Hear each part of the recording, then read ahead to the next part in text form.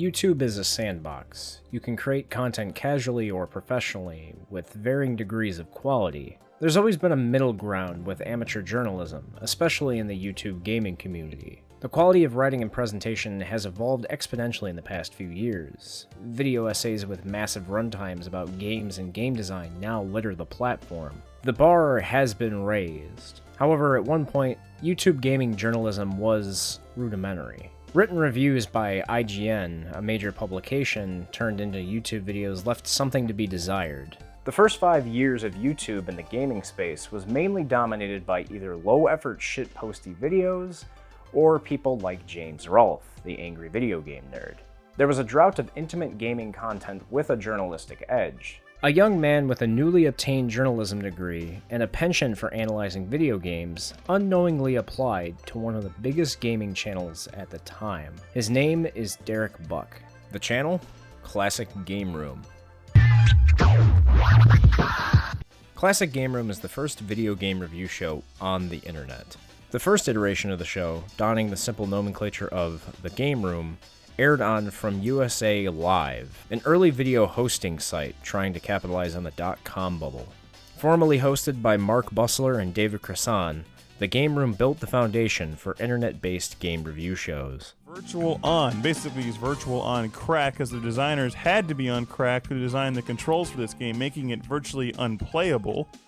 I mean, you have these 2 giant robots, or 6 robots, or whatever it may be, fighting over some moon base that's controlled by 2 alien races who are fighting because there's little purple girls screaming about who sings the best song in the 16-year-old school fair. That about sums it up. Classic Game Room was later revived in 2008 and quickly took off on the platform. Mark's aloof personality and semi-ironic 1980s pop culture lexicon grabbed viewers' attention fast. The amount of content that Mark was producing was, and is still, unfathomable. He often would put out several highly produced reviews of games a day. While Mark was a highly skilled video professional, the brand's success became its main problem, and the company needed to rapidly expand. In 2011, Classic Game Room's success allowed it to expand into different avenues. Derek came from the legion of video game journalists that felt like it was their prerogative to discuss video games not just from the consumer angle, but as an art form. His understanding and love of the medium motivated him to want to pursue a career in writing about it, but did not expect to be the head of a new frontier for YouTube. Classic Game Room opened several new channels, and Derek would be the face of CGR Undertow, a side channel for more journalistic content from a fresh and younger perspective. While Derek was intimately familiar with writing about video games in his style, he had to adapt to the fast-paced content factory that was YouTube and Classic Game Room. While Mark's writing is not poor of quality, it wasn't trying to get you to think about video games more conceptually, or use the game as a vehicle to tell a story about his personal perspective.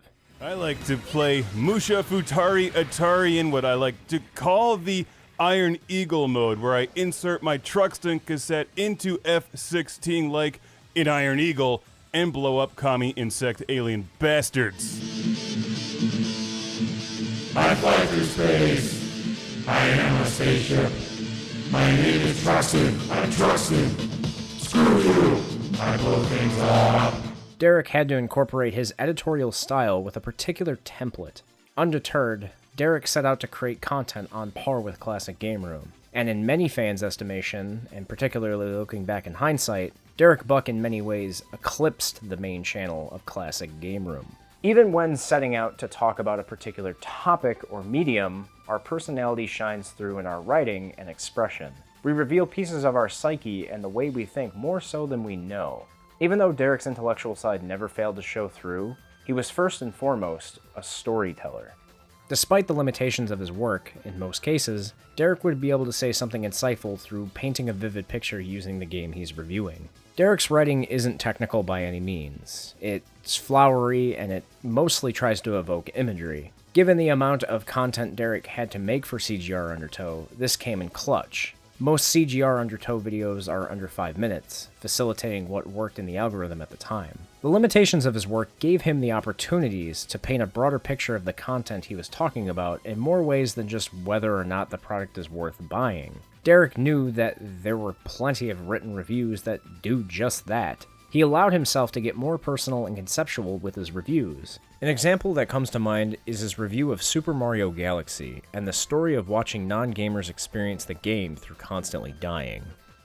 In fact, while preparing this review, I was revisiting the game when a few of my fiance's friends came over, and they sat on the couch and they were chatting with her for a while, and they only cast an occasional glance at the television, but this continued for like an hour before finally one of them asked, Is that Super Mario? Of course, I said, yes, it is Super Mario, and they asked if they could play for a little while, so I handed them the controllers. I couldn't even get out how to play before they were already playing. Move with the analog stick, jump with A. And it's beautifully simple, and 2 hours later, these young women, none of whom owned a gaming console or thought a Magic Koopa was anything more than a strange Japanese adhesive, were still playing Super Mario Galaxy. They were passing the controller around, they were laughing hysterically, but most curiously to me, they were dying. I mean, they were awful at this game. So obviously I was puzzled and I asked, well, don't you want me to get past that part for you so you can keep playing other levels? And they looked at me like I was crazy. They said, hell no, we're having way too much fun. And you know, more than any of the countless hours I've spent playing and analyzing this game the way I tend to do, that moment convinced me that it's incredible, that it transcends demographics, that it's one of the best games, hands down, Nintendo has ever made. The way Derek describes how non-gamers experience playing the game illustrates his deep understanding of games as an art form. There's a certain prose and cadence that is needed to properly engage the audience, especially on YouTube. Derek's stylings complemented the endless stream of content that YouTube graciously provides.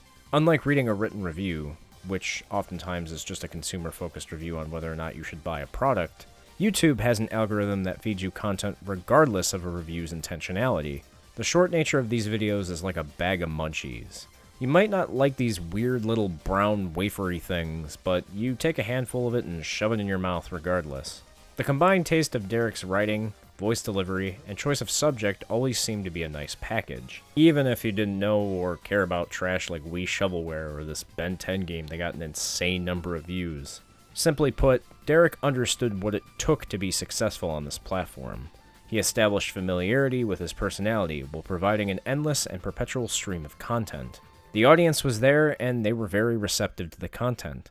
So why exactly did CGR Undertow go under? The end of CGR Undertow and what became of the main channel after 2015 has been speculated upon for years. There are creators that have tried to make sense of what exactly happened behind the scenes and have woefully missed the mark, especially when considering the clarity Derek provides on his appearance on 2 podcasts over the past few years. In the current era of YouTube, it's easy to assume that the face of the channel is behind all of the creative and business decisions for a channel. What people fail to realize is that Mark was a creative as well as a business owner.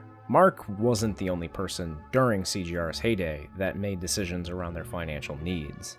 When in reality it was a company, and it was run by business people who were brilliant business people, but who did not know anything about video games whatsoever. I would say 90% of what people assume about Classic Game Room and Undertow and everything that happened is probably wrong. Like, YouTube changed so much, and it became a platform not for the smaller creator like us. It became a platform for PewDiePie. It became a platform for the really big people, and it squeezed out everyone else. The simple answer to why CGR Undertow ended was not because of some malicious or bad decision on Mark's end. No, it was YouTube's constant moving of the goalpost and its change in promoted content. The advent of Let's Players and newer vloggers that could create content faster and longer allowed for a higher profit margin for the platform. Why spend time promoting a 4-minute licensed game review when you could promote and put several ads on a 10 to 20 minute Let's Play video by PewDiePie? Compound this with how much easier it is to make this type of content versus what Derek Buck and nearly a team of 20 people were doing in the offices at Classic Game Room Undertow. Yeah, that's right. There were nearly 20 employees working at Classic Game Room at the time. We had when Undertow was rolling and Classic Game Room was at its peak, we had a full-time staff of probably 20 people. Wow. So we had a lot of different personalities there working, and within that sort of framework of branding on Undertow, you had different people giving different perspectives and different personalities, and that's one of the things I liked about that period. If it's a big AAA Nintendo game, I'm going to review it. If it's a shitty Barbie game, I'm also going to review it. That was my range. And then if it were, JRPG, someone else would do it. If it was a Sega game, someone like we had different departments basically, and it sort of started off intentionally, and then it just kind of became second nature. A game would come in, and we'd be like, oh well, that's obviously a TJ game, or that's obviously a Derek game, and people would send in games and request certain people. Here's a game for Derek to review. Here's a game I really want TJ's thoughts on. So. On November 5th, 2015, Mark would announce the scaling back of Classic Game Room from a full-time endeavor to a hobby, stating that the changing landscape of the internet and YouTube itself has made it increasingly hard to justify making it full-time. And if he can't do it his way, why do it at all? Consequentially, CGR Undertow would be discontinued and cease production by the end of the year.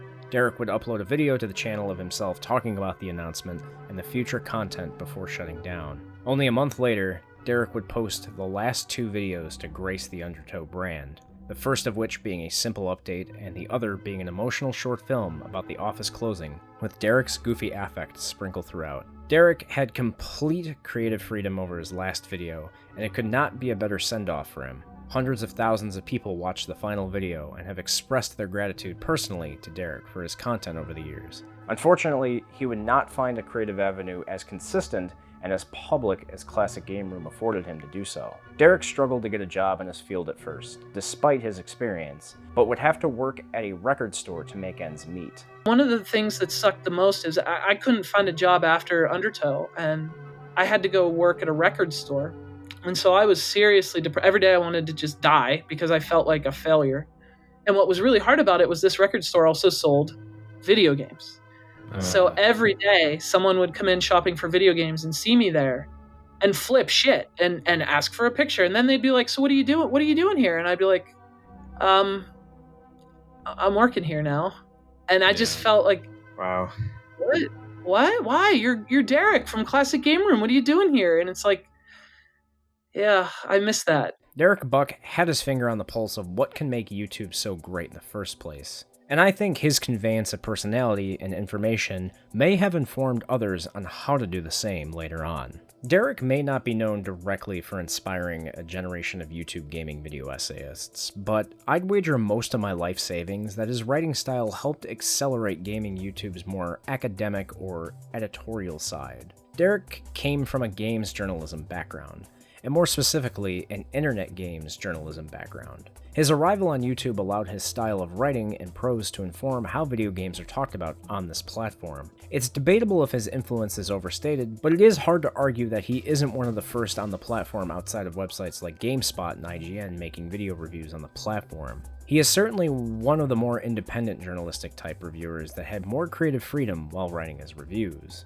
And to be more clear, I mean journalistic game reviews and analysis. Not reviews for entertainment like The Nerd or people who review with a scoring system, which, as a reminder, these two types of reviews were ubiquitous a time ago.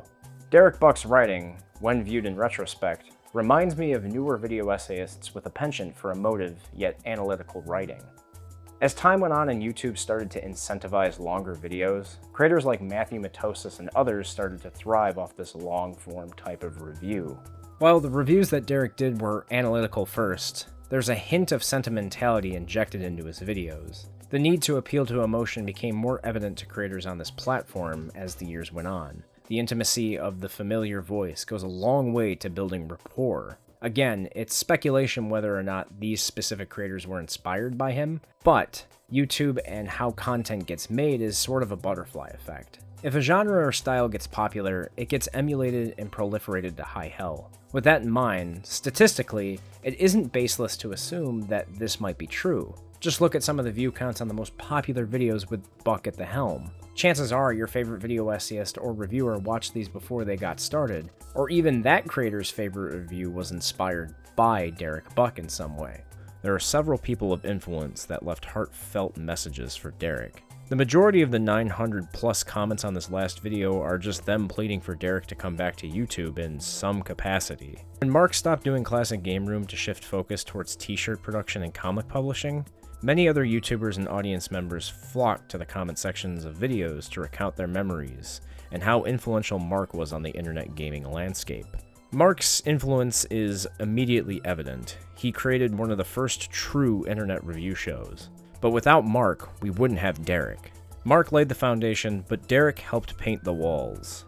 I really can't help but see his influence in today's YouTube landscape. Even if his influence is debatable, what is indisputable is that he is one of the first independent game journalists to break through on YouTube.